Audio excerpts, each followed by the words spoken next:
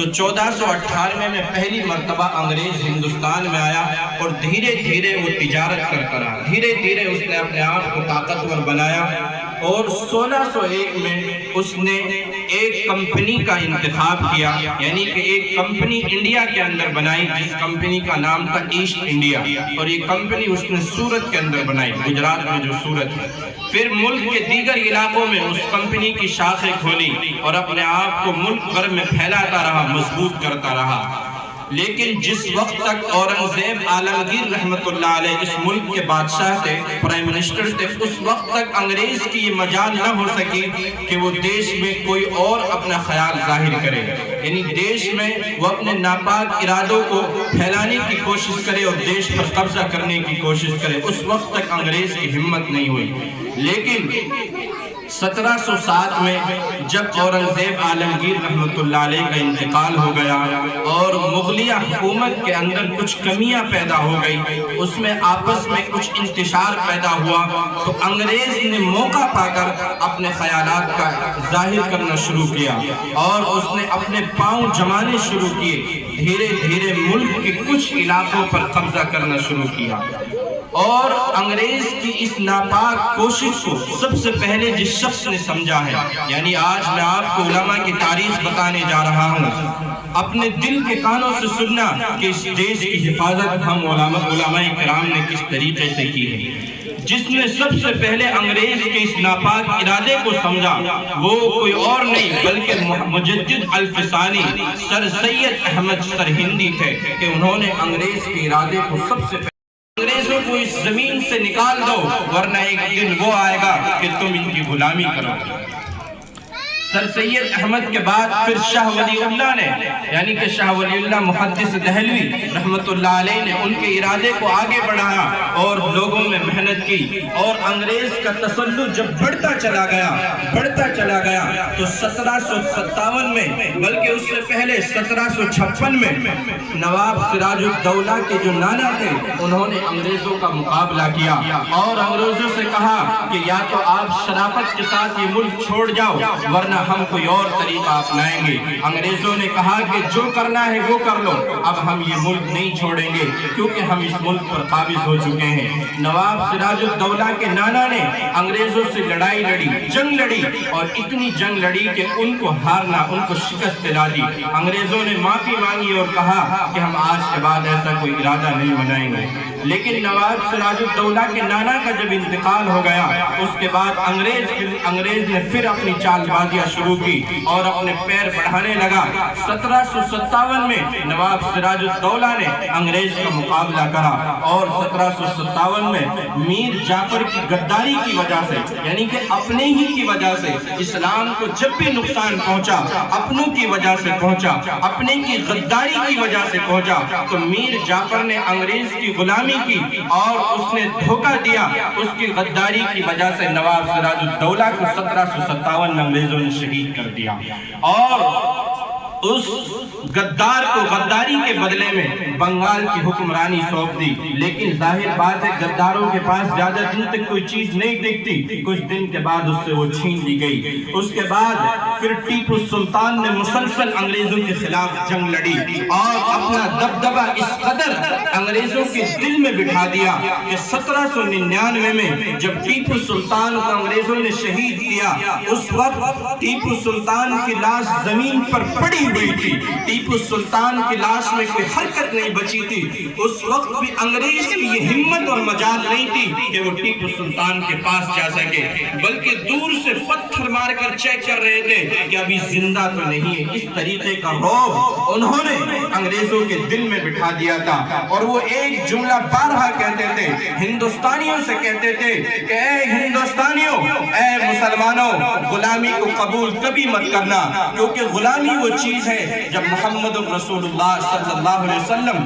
دنیا میں تشریف لائے۔ میرے بھائیوں، تاریخ پڑھ کر دیکھو، اس وقت عربوں کے لوگوں نے دنیا کے لوگوں کو غلام بنا رکھا تھا، بلکہ غلاموں کی مارکیٹ لگتی تھی، جیسے آج آپ سبزی کی مارکیٹ دیکھتے ہو، دوسری چیزوں کی بلکہ جو آقا حکم کرتا تھا وہی کرتا تھا، اور جب چاہتا تھا اس کے ساتھ جیسا سلوک کرتا تھا۔ لیکن محمد رسول اللہ نے آتے ہی دنیا میں سب سے پہلے غلامی کے باپ کو ختم کرا، سب سے پہلے غلامی کو مٹایا کہ اس غلامی کو چھوڑو، ہر انسان کو دنیا میں جینے کا حق ہے۔ آج جو یہ لوگ دعویٰ کرتے ہیں، آج جو امریکہ سر پر بیٹھ کر انسانیت کی بات کرتا ہے، ارے انسانیت کس نے سکھائی؟ امریکہ تو 1400-1500 میں دریافت ہوا ہے، محمد رسول اللہ نے تو خدا کی قسم آج سے 1400-1500 سال پہلے انسانیت کے حقوق بتائے ہیں۔ آج امریکہ عورتوں کے حقوق کی بات کرتا ہے، اسلام کی تعلیم پڑھو، یہ اسلام تمہیں بتائے گا۔ اسی اسلام کے ماننے والے ٹیپو سلطان کا کہنا یہ تھا کہ لوگوں کبھی انگریزوں کی غلامی مت کرنا، کیوں؟ کیونکہ شیر کی ایک دن کی زندگی غلامی کی 1000 دن کی زندگی سے بہتر ہے۔ مرنا پسند کرنا لیکن غلامی قبول مت کرنا۔ پھر آخر ٹیپو سلطان کو بھی میر صادق کی غداری کی وجہ سے 1799 میں شہید کر دیا گیا۔ میرے بھائیوں، جب انگریزوں نے ٹیپو سلطان کو شہید کر دیا، کیونکہ ٹیپو سلطان کا رعب ایسا رعب تھا، انگریز کا کہنا یہ تھا کہ جب تک یہ شخص اس ملک میں موجود ہے ہم اس وقت تک اس ملک پر قابض نہیں ہو سکتے، اس کو راستے سے ہٹانا پڑے گا۔ لہذا جب ٹیپو سلطان کو انہوں نے مار دیا، شہید کر دیا، اس وقت انگریز نے اعلان کیا کہ آج سے ہندوستان ہمارا ہے، اور 1799 میں انہوں نے انگریزوں نے ٹیپو سلطان کو شہید کیا۔ اس کے بعد 1803 میں وہ دہلی میں داخل ہوئے اور دہلی پر قبضہ کر لیا، پورے ہندوستان پر قبضہ کر لیا، اور یہ حکم جاری کر دیا کہ ملک بادشاہ سلامت کا، حکم کمپنی ایسٹ کا، یعنی کہ جو انہوں نے کمپنی لگائی تھی، آج کے بعد صرف انگریزوں کا حکم چلے گا، کسی ہندوستانی کا کوئی حکم نہیں چلے گا، انگریز جیسا کہیں گے ایسا ہوگا۔ اس وقت شاہ ولی اللہ کے بڑے بیٹے، یعنی کہ ایک علماء کا ہی نام آ رہا ہے، کسی اور کا نام نہیں ہے، برادران وطن کو ابھی تک خبر بھی نہیں ہے کہ دیش میں ہو کیا رہا ہے۔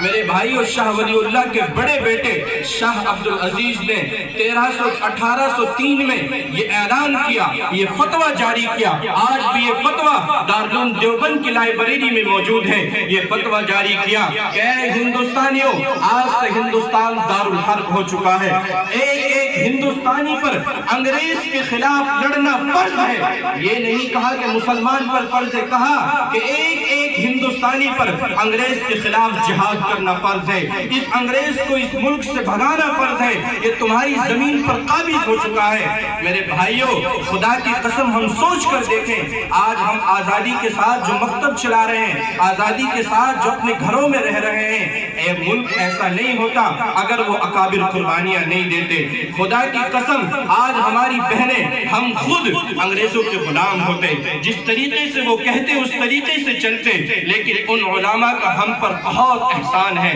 اللہ تعالیٰ ان کو جنت الفردوس میں اعلیٰ سالا مقام نصیب فرمائے کہ انہوں نے حکومت کی پرواہ نہیں کی، لیکن وہ اکابر تھے، ان کے دل کے اندر ایمان تھا۔ پورے ہندوستان میں جیسے ہی اس فتوے کا پتہ چلا، اللہ کی قسم پورے ملک میں آگ لگ گئی، پورے ملک کے لوگ حکومت کے خلاف ہو گئے، اور انگریز کو جب اس بات کا پتہ چلا کہ یہ فتویٰ کس نے جاری کیا، تو کسی بتانے والے نے بتایا کہ یہ ایک علماء نے جاری کیا ہے، یہ قرآن کے پڑھنے والے نے جاری کیا ہے۔ حضرت کا یہ فتویٰ سنتے ہی خدا کی قسم کتنے ہزار علماء کو پھانسی پر چڑھا دیا گیا، 3 لاکھ قرآن کریم کے نسخے جلائے گئے، 3 لاکھ قرآن کریم کے نسخے جلائے گئے، لیکن علماء پیچھے نہیں ہٹے اور لڑتے رہے۔ شاہ عبدالعزیز، سر سید احمد شہید، یہ سارے حضرات، شاہ اسماعیل ملک بھر میں گئے، بلکہ تاریخ میں لکھا ہے کہ 7000 میل کا انہوں نے سفر کیا، پوری دنیا کا سفر کیا، اور لوگوں کے ذہنوں کو بنایا کہ انگریزوں کے خلاف لڑو، آج نہیں لڑو گے تو کل کو تمہیں غلام بنا دیا جائے گا، بلکہ بنا دیا گیا ہے۔ پورے دیش میں لوگوں کو تیار کیا اور انگریزوں کے خلاف ایک مہم بنائی۔ بالآخر 1831 میں بالا کوٹ کی پہاڑی پر مقابلہ کرتے ہوئے سر سید احمد شہید اور شاہ اسماعیل شہید کو شہید کر دیا گیا۔ اس کے بعد جب یہ اکابر شہید ہو گئے اور کوئی امید نہیں بچی، اس کے بعد پھر علماء نے اور آگے قدم بڑھایا۔ مولانا قاسم نانوتوی، مولانا رشید احمد گنگوئی نے تھانہ بھون کے اندر بیٹھ کر مشورہ کیا۔ تھانہ بھون یو پی میں ایک گاؤں ہے، قصبہ ہے دیوبند کے پاس،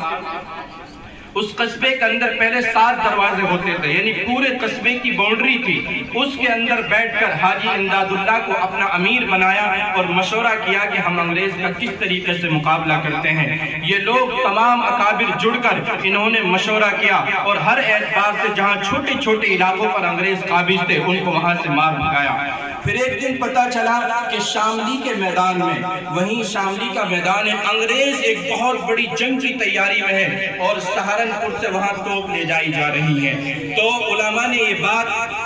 طے کی کہ آج رات میں جب توپوں کو سہارنپور سے لے جایا جائے گا تو ہم ان پر حملہ کریں گے اور ان سے توپ چھین لیں گے۔ بالآخر یہی ہوا کہ یہ علماء خود جو بڑے بڑے اکابر تھے، بڑی بڑی کتابیں پڑھانے والے تھے، ایک باغ میں چھپ گئے اور رات کے وقت انگریز جب نکل رہا تھا تو انہوں نے گولیوں کی بارش کی اور ان سے توپ چھین لی۔ میرے بھائیوں، بالآخر شاملی کا میدان لگا اور اس میدان میں کیونکہ انگریز کے پاس وسائل بہت تھے، انگریز کے پاس ہتھیار بہت تھے، یہ لوگ تو بالکل سادہ تھے، کتابوں کو پڑھنے والے تھے، اللہ کی بس صرف مدد تھی۔ تو شاملی کے میدان میں انگریزوں نے ایک بہت بڑا نقصان علماء کرام کا کیا، جس میں حافظ ضامن شہید کو شہید کر دیا گیا اور ملک بھر میں 1857 میں بہت ساری جنگ لڑی گئی اور ان جنگ میں کچھ حد تک بلکہ زیادہ تر ہندوستانیوں کو نقصان ہو گیا اور 1857 میں اس قدر نقصان ہوا کہ مسلمان اور ہندوستانی مایوس ہو گئے کہ شاید اب انگریز کا مقابلہ کرنا ہمارے بس کی نہیں ہے۔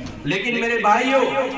پھر بھی یہی علماء کرام، میں آپ کو بہت مختصر تاریخ بتا رہا ہوں، پھر بھی یہی علماء کرام، مولانا قاسم نانوتوی، مولانا رشید احمد گنگوہی، حاجی امداد اللہ مہاجر مکی، یہ لوگ بیٹھے اور کہا کہ نہیں، جس مشن کو شاہ ولی اللہ نے آگے بڑھایا تھا ہم اس مشن کو نہیں چھوڑ سکتے، ہم اس مشن کو آگے بڑھائیں گے، ہم اپنی نسلوں کو آزادی دلائیں گے تاکہ وہ ہندوستان کے اندر رہ کر آزادی کے ساتھ مسجد کے مائک میں اذان دے سکیں، مسجد میں جا کر نماز پڑھ سکیں۔ تو انہوں نے بہت غور و فکر کے بعد میرے بھائیوں دارالعلوم دیوبند کی بنیاد رکھی۔ آج جس دارالعلوم دیوبند کو بدنام کرنے کی 1000 کوشش کی جاتی ہے، خدا کی قسم دارالعلوم کا پہلا مقصد یہ تھا کہ ملک کو آزاد کرایا جائے، انگریزوں کو اس سرزمین سے بھگایا جائے۔ دارالعلوم بنایا ہی اسی لیے گیا تھا کیونکہ قاسم نانوتوی اور رشید احمد گنگوہی کے پاس کوئی اور آپشن نہیں تھا۔ انہوں نے پھر دیوبند کی ایک مسجد، چھتا والی مسجد کے اندر ایک مدرسے کی بنیاد رکھی، ایک مکتب کی بنیاد رکھی کہ ہاں یہاں ہم بچوں کو پڑھائیں گے، فری پڑھائیں گے۔ یہاں سے میں آپ کو یہ بتا دوں کہ یہ مدرسے چندہ کیوں لیتے ہیں۔ اور دیشوں کے اندر نظام یہ ہوتا ہے کہ جو مسجدیں ہوتی ہیں، مکتب جو ہوتے ہیں، مدرسے جو ہوتے ہیں، وہاں اسلامی حکومت ہے تو حکومت ان مدرسوں اور مسجد کو چلاتی ہے، اماموں کی تنخواہ وہ دیتی ہے، مدرسوں کو حکومت چلاتی ہے۔ لیکن ہندوستان میں ہوا کچھ ایسے تھا کہ 1857 کی جنگ کے بعد انگریزوں نے بھی یہ چال کھیلی کہ مسلمان کے بچوں کو ہم اپنے اسکول میں پڑھائیں گے